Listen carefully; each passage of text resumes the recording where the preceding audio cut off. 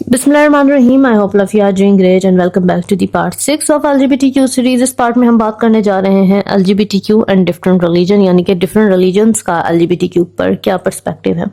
इस्लाम के बारे में आप सभी जानते हैं कि इस्लाम का क्या स्टैंस है। स्टार्ट इस्लाम से करते हैं because Islam is the only religion, only Deen basically, जहाँ जेंडर, सेक्सुअलिटी, हाई और फैमिली के हवाले से कोई एम्बिग्युइटी नहीं छोड़ी गई। इस्लाम आइडेंटिटी को साइकोलॉजिकल फीलिंग या सोशल एक्सपेरिमेंट नहीं मानता, बल्कि एक डिवाइन ट्रस्ट मानता है जो अल्लाह ने इंसान को असाइन की है। और अल्लाह ने कुरान में डिफरेंट मकामात पर ये बताया भी है। होमोसेक्सुअलिटी से रिलेटेड स्टोरी भी हमें कौम लूत की सुनाई है और जो सज़ाएं हैं वो भी बताई गई हैं, और इस चीज़ को बिल्कुल मना किया गया है। मतलब ये है कि जेंडर इंसान की चॉइस नहीं है, क्रिएशन का हिस्सा है। इसलिए इस्लाम के नज़दीक जेंडर कन्फ्यूजन कोई न्यूट्रल पर्सनल मैटर नहीं है, बल्कि फितरत से डेविएशन बन जाता है। कुरान जब कौम लूत का जिक्र करता है तो फोकस सिर्फ डिज़ायर पर नहीं होता, बल्कि उस सोशल कोलैप्स पर होता है जहाँ हया ख़त्म हो चुकी थी, फहाशी नॉर्मलाइज हो चुकी थी, फैमिली स्ट्रक्चर डिसइंटीग्रेट हो चुका था। इस्लाम का सिस्टम नफ्स सेंटर्ड नहीं बल्कि फैमिली सेंटर्ड है, और इसीलिए इस्लाम कहता है कि नफ्स को फॉलो नहीं किया जा सकता और ना ही करना चाहिए, बल्कि इसको कंट्रोल करना चाहिए। जबकि मॉडर्न एलजीबीटीक्यू आइडियोलॉजी एग्जैक्टली इसके उलट कहती है कि जो फील आप कर रहे हैं आप वही आइडेंटिटी अपना लें, या आपको जो भी फील आ रही है आप वही बन जाएं। इसके बाद बात करते हैं क्रिश्चियनिटी की। तो देखें, इस्लाम के बाद क्रिश्चियनिटी काफ़ी ज़्यादा बड़ा मज़हब है, और क्रिश्चियनिटी का आप आज हाल देख लें। लेकिन क्रिश्चियनिटी के केस में प्रॉब्लम बिलीफ नहीं बल्कि अथॉरिटी का है। अब इस्लाम भी जैसे स्ट्रिक्ट है, लेकिन इस्लाम में भी कुछ लोग अभी भी लिबरल एंड सेकुलर माइंडसेट के हैं जिनके नज़दीक ये सारी चीज़ें हैं। लेकिन क्रिश्चियनिटी में सिर्फ बात यहाँ तक नहीं है। क्रिश्चियनिटी में तब्दीलियों के बाद अब इस चीज़ को आहिस्ता आहिस्ता मजहब का क्रिश्चियनिटी का हिस्सा बना दिया गया है। बाइबल अपनी ओरिजिनल फॉर्म में सेम सेक्स एक्स को सिन के तौर पर ही ट्रीट करती है, और उसके डिफरेंट चैप्टर्स में बाकायदा इस चीज़ के अगेंस्ट मेंशन है और इस चीज़ के अगेंस्ट बात की हुई। फिर हम बात करते हैं जुडिज्म की।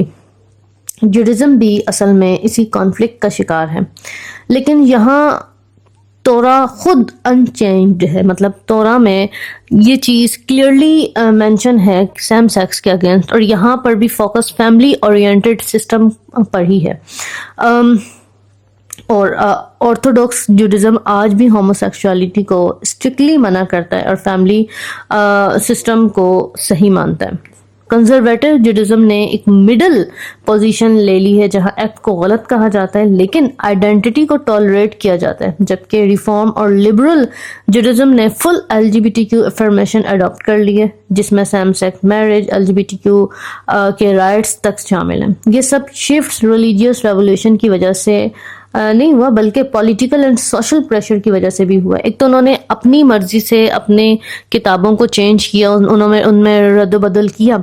अब मजीद अपने आप को सेटिस्फाई करने के लिए, अपनी आइडेंटिटी को सेटिस्फाई करने के लिए और मजीद उसमें चेंजिंग करते जा रहे हैं, क्योंकि तौरा तो अपनी ओरिजिनल स्टांस पर अब भी वही खड़ी है जो उसका स्टांस है एलजीबीटीक्यू होमोसेक्सुअलिटी से रिलेटेड। इसके बाद हिंदुज़म की बात करते हैं। तो ऑनेस्टली हिंदुज़म काफ़ी ज़्यादा कंफ्यूज्ड रिलीजन है, क्योंकि अब मैं अगर देखूं मेरा स्टैंस एलजीबीटीक्यू से रिलेटेड या मेरी रिसर्च एलजीबीटीक्यू से रिलेटेड और डिफरेंट रिलीजन को जहां देखूं तो उनका स्टैंड हिस्टोरिकल फिर भी क्लियर है समहाउ, लेकिन हिंदुज़म का स्टैंस कहीं भी समझ नहीं आता, क्योंकि इनके जितने भगवान, इनके जितने आगे उनकी ब्रांचेस हैं, उतनी ही ज़्यादा कन्फ्यूजन क्रिएट हो रही है। कुछ भगवान इनके हैं वो डायरेक्टली सपोर्ट कर रहे हैं एलजीबीटीक्यू को, डायरेक्टली इन्वॉल्व हैं, कुछ इसके टोटली अगेंस्ट हैं। तो लेकिन ये है कि हिंदुज़म में भी जो पुरानी इनकी प्रैक्टिसेस हैं या जो इनका पुराना सिस्टम था सारा, उसमें ज़्यादातर होमोसेक्सुअलिटी को मना ही किया गया और फैमिली सिस्टम को ही सेंटर्ड पॉइंट कहा गया है। और मॉडर्न हिंदुज़म तो ऑब्वियसली अब इस चीज़ को आहिस्ता आहिस्ता से सपोर्ट कर रहा है। उसके बाद बुद्धिज़्म کی اپروچ بھی اکثر غلط سمجھی جاتی ہے کہ بدھزم جو ہے وہ اس کو سپورٹ کرتے ہیں. بدھزم کا اس پر کوئی سیم سیکس یا ہومو سیکشوالٹی پر اتنا کوئی خاص اسٹانس نہیں ہے, لیکن بدھزم ڈیزائر کو سیلیبریٹ نہیں کرتا بلکہ اسے سفرنگ کی روٹ مانتا ہے. لسٹ چاہے کسی بھی فارم میں ہو اسپرچل پروگریس کے لیے صحیح نہیں سمجھی جاتی, اس لیے مومس کے لیے سیلیبسی مینڈیٹری ہوتی ہے, یعنی کہ اس نے اپنے آپ کو کنٹرول کرنا ہوتا ہے, اپنی ڈیزائرز کو کنٹرول کرنا ہوتا ہے. اینڈ بدھا نے آئیڈینٹیٹیز کا فریم ورک انٹروڈیوس نہیں کیا بلکہ اٹیچمنٹ اور ڈیزائر کے نقصانات بتائے.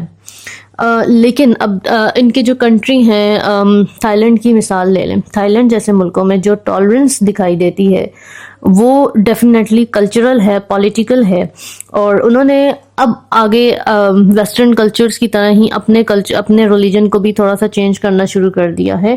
اور جو بدھزم کا جو اسٹانس تھا ڈیزائر کو لے کے وہ آہستہ آہستہ ختم ہوتا جا رہا ہے. انفیکٹ آج تھائی لینڈ جو ہے وہ ایسا ملک بن گیا ہے, basically it's a hub of LGBTQ. اس کے بعد سکھزم کی بات کرتے ہیں. سکھزم اس معاملے میں کافی زیادہ کلیئر انسٹیٹیوشنل اسٹانس رکھتا ہے. گرو گرانتھ صاحب کے مطابق جینڈر اور میرج ڈیوائن حکم کا حصہ ہیں اور میرج ایک اسپرچول پارٹنرشپ ہوتی ہے جو مین اینڈ وومن کے درمیان ہو. لیکن اب ہم اگر ویسٹرن آئیڈیالوجی کی بات کریں, ماڈرن سکھزم کی بات کریں, تو کافی زیادہ سکھس جو ہیں وہ بھی اس میں اب انوالو ہونے جا رہے ہیں, اپنے ریلیجن کو سیکولر بنا رہے ہیں just because of the modern ideology, اپنی ڈیزائرز کی وجہ سے, اپنی ڈفرینٹ آئیڈینٹیٹیز کی وجہ سے. تو وہ بھی اب اس چیز کو آہستہ آہستہ سے اوکے اینڈ سیلیبریٹ کرنے جا رہے ہیں. تو یاد رکھیے ابھی تک جتنے بھی ہم نے ریلیجنس کی بات کی ان میں سے صرف اور صرف اسلام کا اسٹانس بالکل کلیئر ہے جس میں کوئی چینجنگ نہیں ہوئی, کسی نے کچھ تبدیل نہیں کیا. ہاں, تبدیلی وہاں سے شروع ہوئی ہے جب secular and liberal mindset کے لوگوں نے دین کو جو ہے وہ آزادی کا نام دینا شروع کر دیا, اور باقیوں کی طرح جیسے باقی ریلیجنس چینج ہو رہے ہیں انہوں نے اپنی کتابیں تک چینج کر لی. اب یہ سیکولر مائنڈ سیٹ کے لوگ چاہتے ہیں کہ اسلام بھی اس طرح کر کے آہستہ آہستہ چینج ہوا. اب پورا لینڈسکیپ کو آبجیکٹیولی دیکھا جائے تو ایک بات کلیئر ہو جاتی ہے کہ کلاسیکل ریلیجنس کا کور ایگریمنٹ یہی ہے کہ جینڈر کریشن ہے اور فیملی ایک امپورٹنٹ انسٹیٹیوشن ہے اور سیکچول مورالٹی باؤنڈریز کے اندر آپریٹ ہونی چاہیے.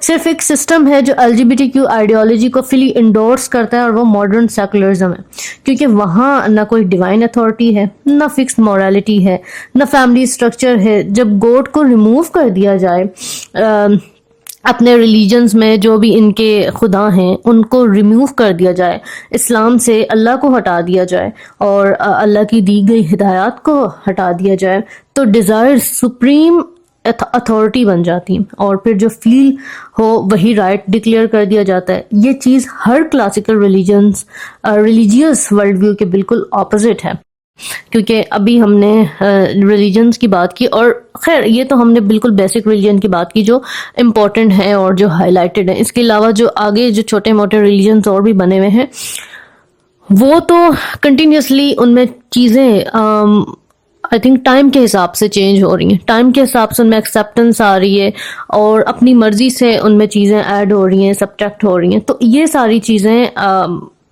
بنتی جا رہی ہیں. لیکن اب بات سوچنے کی یہ ہے کہ یہ لوگ اپنی مرضی سے اپنا ریلیجن تک چینج کر رہے ہیں, اور I know there are so many atheist secular mindset کے لوگ ہیں, liberals ہیں, لیکن کچھ ہیں جو still خدا پہ یقین رکھتے ہیں, بٹ خدا پہ یقین رکھنے کے باوجود بھی وہ اپنی ہی کتابوں میں چینجنگ کر رہے ہوتے ہیں. آپ انفیکٹ دیکھ لیں بہت سارے مسلمان بھی ایسے ہیں جو ڈیوائن پاور پہ یقین رکھتے ہیں, جو اللہ پہ یقین رکھتے ہیں, لیکن اگین وہ لو از لو اینڈ رائٹ از رائٹ کو جیسے سلوگنز کو یوز کرتے ہیں, اور ان کو لگتا ہے کہ ہر انسان کو جینے کا حق ہے.